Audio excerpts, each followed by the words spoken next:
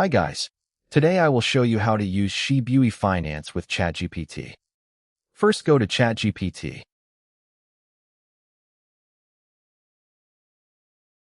Then go on Settings and click on Plugins. Switch the developer mode on and click on Plugins again. Then go on Browse Plugins and click on the plus. Go to Shibui Finance and copy the URL. Then paste the URL in the form field and name it Shibui Finance.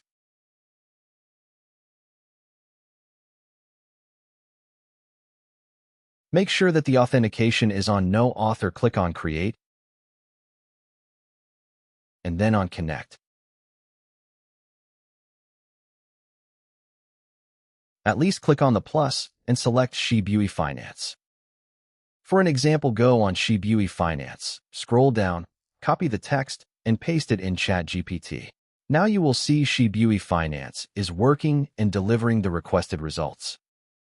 If you have any questions, please reach out to Chris at shibui.finance.